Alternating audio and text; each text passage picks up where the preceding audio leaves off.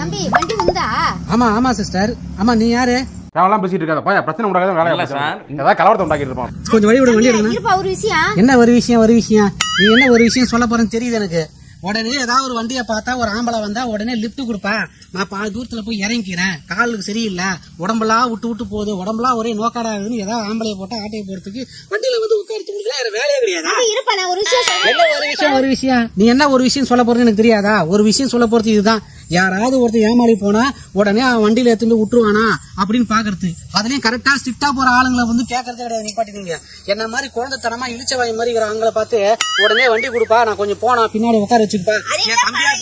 என்ன அது இல்லப்பா அதை பத்தி உனக்கு தெரியாது சரியா?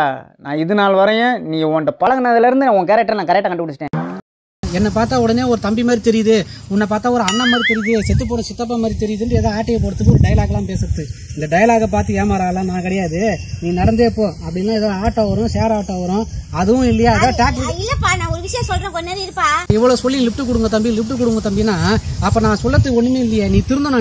நான் உன்னை தங்கச்சி மாதிரி நினைச்சு சொல்றேன். உன்னுடைய இந்த கெட்ட பழக்கத்தை நிப்பாட்டிக்கோ. வீட்டுல இருந்து 4 ஆளை கூட்டு வந்து வண்டியில ஏறி போறத பாரு, இல்ல நடந்தே கூட போறத பாரு. என்ன மாதிரி ஆளுங்களை டிஸ்டர்ப் பண்ணக்கூடாது. நீ முதல்ல திருந்த பாரு.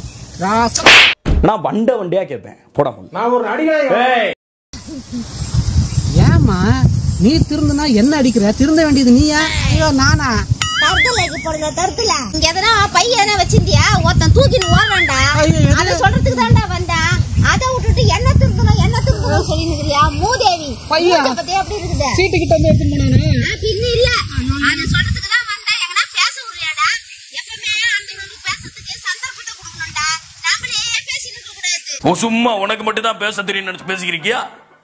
சும்மா அதுல என்னடா வச்சிருந்தா தூக்கின்னு ஓடுறானா? ஐயோ அக்கா, இப்பதான் பேங்க்ல இருந்து 10,000 எடுத்தாந்து சீட்டு கீழே வச்சுட்டு உச்சா வருதுன்னு ஓரமா போய் அடிச்சுட்டு வரதுக்காக போனேன். எந்த கேடு கட்டோட வந்து என் காசை ஆட்டையை போட்டு போயிடுக்காரா? ஐயோ தகச்ச, இதை முன்னாடியே சொல்லிருக்காங்க தகச்சிரியே. அதுதான் சொல்ல வந்தா போண்டாவையா உண்டியாடா 10,000 ரூபாய் ஆட்டையை போட்டு போட்டானா?